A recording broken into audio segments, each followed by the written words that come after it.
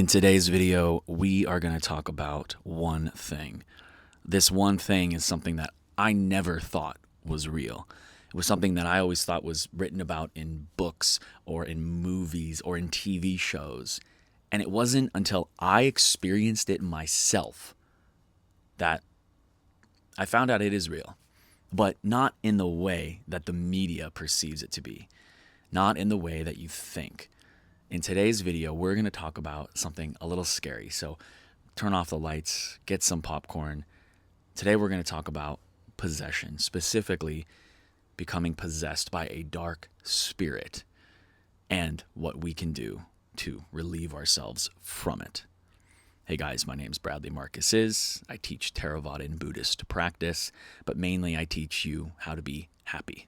I teach you how to enjoy life. I teach you how to find peace within yourself and within reality, and how to let go of attachments and find that peace in that process.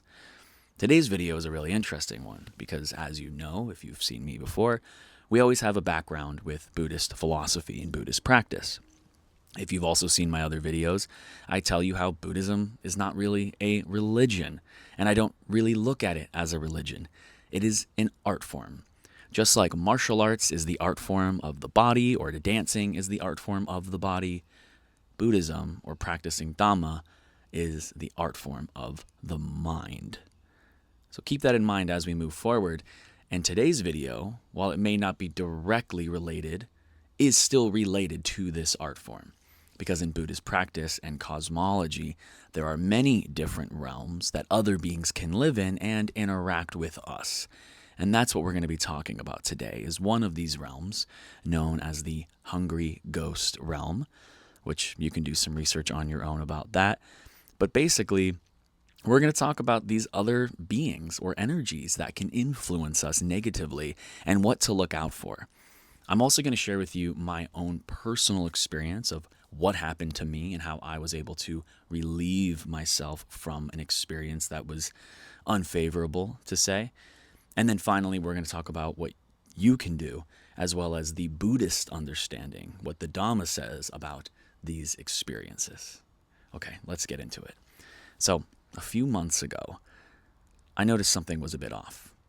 I was spending time in my house with my wife, and I was not being myself. Now, I'm not quite sure when it happened, but I do remember vividly being a bit irritable, let's say. Now, take in mind, as a quick background, I grew up in a great family. I've been very, very blessed, and I've always been just a very happy and joyous person. I've gone to therapy for many years. I've worked through a lot of my own traumas.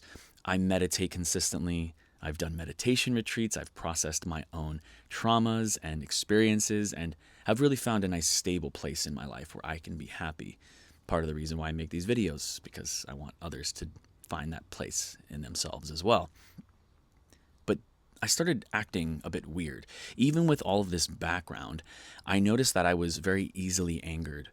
I noticed I was very irritable. And again, I was still meditating every single day. I was still finding peace within myself, but it felt harder. It felt like I was distracted. It felt like I was being influenced, to be quite honest.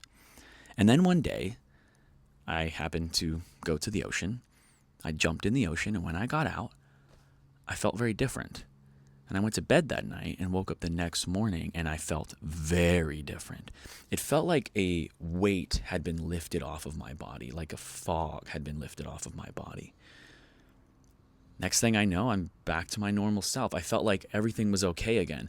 I was happy, I was joyous, I was back in my practice more effectively, and I just felt more at peace with myself. I found that peace that I feel like I lost, and I really feel like I found myself again. It wasn't me, is what I was kind of getting at, is what I was starting to understand. And it wasn't until I spoke with an energy worker and I told her this story, and she said something to me, which was that energies, dark energies, other beings can influence us and can actually spend time with us. I put a pin in that, and then a few weeks later, something else happened again. My happy, joyous self was gone, and something else was there. And this other version of me was just like that version of me from before, the mean version. It was like it was repeating itself. And I wasn't quite sure what was happening. I was spending time with my family. My dad was in town, my niece, it was her birthday. This was a beautiful weekend, and for some reason I just was unhappy. I didn't feel like myself again, and I felt that weight again. Well, I wasn't anywhere near the ocean at this point, and the reason the ocean, I think, worked previously was because of that cleansing energy. As you know, the ocean is very cleansing. Well, I basically had this understanding, I had this realization while I was driving to go to my niece's birthday that there probably was an energy with me. There probably was another being, another energy around me, and it was probably influencing my own energy, influencing how I was acting, and influencing my mindfulness, my peace, my wisdom, my understanding, my compassion, my generosity. And so I took a moment and I said to myself, I'm going to speak with this being. I'm going to shoot out this energy, and I'm going to ask it to leave. And I did so with extreme intention. I held compassion for this being. I held love for this being, knowing that this being, if this was true, was simply lost themselves. And once I did this, the next morning, that weight was lifted off of me. So what the heck am I talking about? What is this story that I just told you? For a lack of a better term, I was possessed, but not in the way that the movies play it out to be. My head wasn't spinning around. I wasn't floating off the ground. No. Basically, to my understanding, a dark energy followed me home. Now, regardless of what you believe, if you're atheist or Buddhist or anything, I ask you to just keep an open mind with this. If we can say that there's probably other dimensions out there, then we can also say there's probably other beings living in those dimensions. And if those dimensions can interact with us, we can also say that those energies can influence us. And I think that's basically what was happening with me. I think these energies influenced me.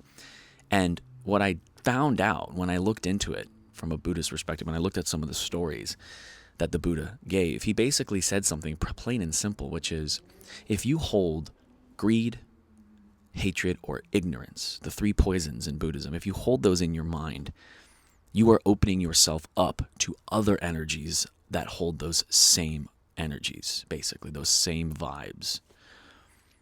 It's kind of like if you're a greedy person, you find that other greedy people are attracted to you.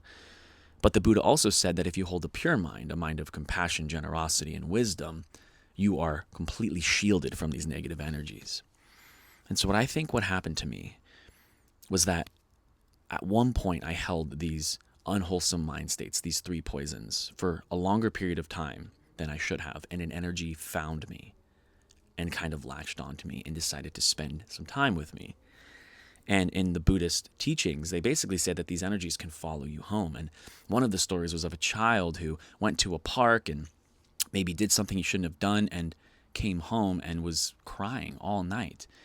And they went to a monk, and the monk said that because that child spent time in this one specific park where many, many people had passed in the past from a war, one of those energies were still there, and they latched onto that child. And because that child was young and maybe not wise and had not practiced that wholesome mind states, those loving, compassionate mind states, they made themselves susceptible to it. So basically, to my understanding with these Buddhist teachings, I was followed home because of these unwholesome mind states. But at the same time, I was able to cleanse myself from this dark energy. And that's kind of the whole point of this video, is that if you believe that other dimensions exist, or if you want to at least be open-minded to it, then we can also be open-minded that other entities are out there and that they can spend time with us, they can find us. And if we ourselves are unwholesome, they can link energetically with us. And finally, I think what's very interesting about that and really profound is that it almost feels like you're hanging around somebody who's really upset all the time. Have you ever walked into a room where two people were just arguing and you can feel that energy? Energy is a real thing, and if these energies or these beings with this negative energy are spending time around us, they can affect us, and they can latch onto us, and they can take our energy, and they can influence our energy, and I think that's why I was being so irritable. I basically was possessed. I was surrounded by this dark energy. But I cured it, I fixed it. The first time by going into the ocean and cleansing myself, and the second time by simply being intentional and pretty much communicating. If there is an energy around me, you may no longer be here. And doing so with confidence, doing so with sternness, doing so not aggressive or angry, but with compassion and love, knowing that those beings themselves are just lost. And that's where I'll finally end this with the Buddhist teaching about the hungry ghost realm. This is another realm where, if we are not careful, we can fall into, according to Buddhist cosmology, once we pass. And it is a realm full of beings that are clinging, they are attached, they are hungry for more because they passed away with that mentality of wanting more. And if we're not careful, we can fall into that later in our next lives.